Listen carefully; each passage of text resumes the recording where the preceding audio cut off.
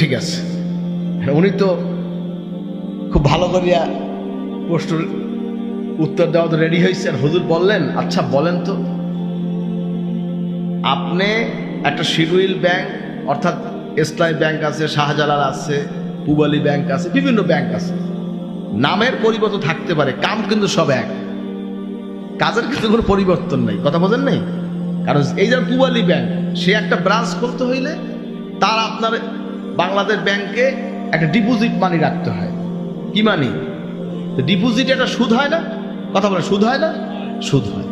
অর্থাৎ যদি কখনো এই ব্যাংক দেউলিয়া হইয়া যায়, তাহলে আপনার এই ব্যাংকের এই যে গ্রাহক যারা আছে তাদেরকে তো বিদায় করতে হবে। এই যে সুদ বা আসল টাকা যা আছে মিলাইয়া এই দিয়ে আপনার তারা তাদেরকে বিদায় করার চেষ্টা করে। একটা পার্সেন্টেজ ধরে 10% পাবে, 5% পাবে, সব গ্রাহক ধরে গয়রহ টাকা দিয়ে তাদেরকে বিদায় করে দেবে।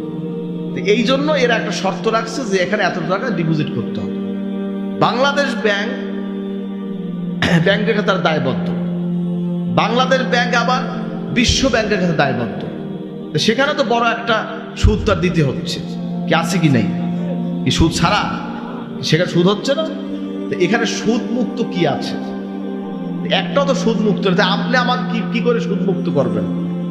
তারা যদি সুদ মুক্ত না হয়, তা আমি একজন সাধারণ গ্রাহক, আমি কি সুদ মুক্ত হব? হব। তখন এর কোনো জবাবও দিতে পারে নাই। দাদা হুজুর কেবল অ্যাকাউন্টও করে। বুঝলেন কি কইছি? এইটা তো ঘটনা তো আমি জানতাম না। ওই যার কাছে এই প্রশ্নটা করছে, ওনার সঙ্গে আমার মক্কা শরীফে আমার দেখা। তো আব্বা হুজুর তখন জীবিত ছিলেন, দুনিয়ায় ছিলেন। এক লোক আমার পরিচয় করাই দিয়েছে যে এই সরস্বতী হুজুরের ছেলে, এই হুজুরের বড় ছেলে, ওনার সাথে আপনি একটু মোলাকাত করেন। তো উনি দৌড়েই আইছে।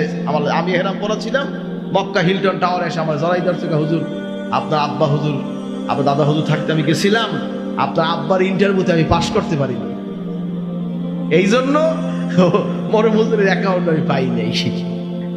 কথা হচ্ছে, হ্যাঁ অ্যাকাউন্ট রাখতে হয়, লাগে, কারণ সরকারি ব্যাপার আছে, ট্যাক্সের ব্যাপার আছে, আপনার বিভিন্ন বিষয় আছে। এবার আপনার টাকাতে হাতে নিয়ে ঘুরতে পারবেন না, আপনার তো চোর ডাকাতে পথে করে নিয়ে যাইবে, তখন কি হবে অবস্থা? এজন্য আমরা পদ্ধতিটা বলি কেমন, কারেন্ট অ্যাকাউন্ট, চলতি হিসাব, যার মাধ্যমে সুদ হবে না। সুদ হবে না, ওখান থেকে টাকা আপনার কেটে নেবে।